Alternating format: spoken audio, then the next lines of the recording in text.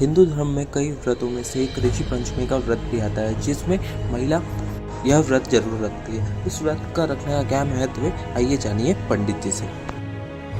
कि भारतीय शास्त्रों में अनेक प्रकार के व्रत कहे गए हैं तथा कुछ मुख्य व्रत है जो महिला को करने को कहा गया, आज्ञा दी गई है।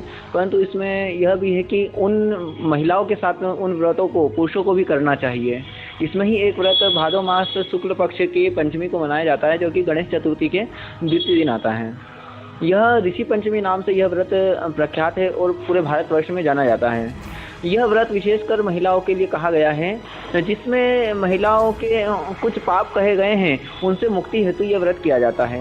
कहा जाता है, पुरानी वैदिक कथाएं कही गई हैं, जिसमें इंद्र ने एक जो ब्राह्मण था, ऐसे राक्षस था परंतु वो जाति से ब्राह्मण था, उसे का इंद्र से हुआ था। तो इंद्र को ब्रह्म हत्या का शाप लगा। उस ब्रह्म हत्या के पाप से इंद्र जब त्रसित होने लगे, जलने लगे, तो ब्रह्मा जी के पास गए। ब्रह्मा जी के पास जाकर ब्रह्मा जी ने उनकी शुद्धि की और उनकी शुद्धि से उनके शरीर से पाप निकाल करके 4 स्थानों पर विभक्त कर दिया गया, 4 स्थानों में डाल दिया गया। वैसे ही उसमें से उन पापों का एक भाग स्त्री के रज में डाल दिया गया, जिससे स्त्री मासिक धर्म से होती है। रजत 16 में अगर स्त्री घर के काम करे या भगवान का पूजन करे या रसोई का कार्य करे, अत्यधिक देविक तथा पैतृक जो कार्य करे, वो कार्य करने से उसे दोष की प्राप्ति होती है, पाप उत्पन्न होता है, उससे पाप मिलता है। तो उस अनजाने में, उस अवस्था में, रजस वाला अवस्था में स्त्री यदि गलती से किसी वस्तु को छू देती है या मंदिर में चली जाती है या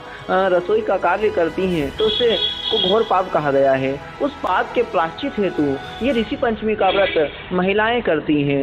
इस ऋषि पंचमी के व्रत में भगवान ऋषियों का पूजन होता है, 7 ऋषियों का पूजन होता है तथा उनके साथ में देवी अरुंधति का पूजन होता है तथा भगवान गणेश जी का पूजन होता है। इस प्रकार इस ऋषि पंचमी के दिन महिलाएं व्रत करती हैं और उसका विधान है कि महिलाओं को सबसे पहले ऋषि पंचमी के दिन ब्रह्म मुहूर्त नोट करके नदी या जलाशय पर जाना चाहिए और अपामार्ग की काष्ठ, जिसे अर्ची भी कहता है, अपामार्ग की काष्ठ से दातुन करना चाहिए तथा तिल आदि का तेल लगा करके मस्तक से सिर को धोना चाहिए और शरीर पर मिट्टी लगा करके स्नान करना चाहिए। स्नान करके अर्घ देना चाहिए तथा वहाँ पर भगवान सप्त ऋषि तथा देवी की अरुंधति की प्रतिमा मिट्टी से बना करके उनका पूजन करना चाहिए। उन सप्त ऋषियों का चंदन से आदि से पूजन करना चाहिए और देवी अरुंधति का कुमकुम चंदन से पूजन करके उनको सौभाग्य की वस्तु आदि अर्पित करें। और इस दिन यह व्रत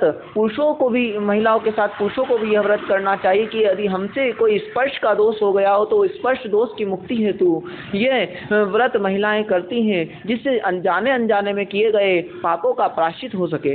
यह व्रत भादो मास की शुक्ल पक्ष की पंचमी के दिन किया जाता है तथा यह व्रत 8 सितंबर को किया जा रहा है।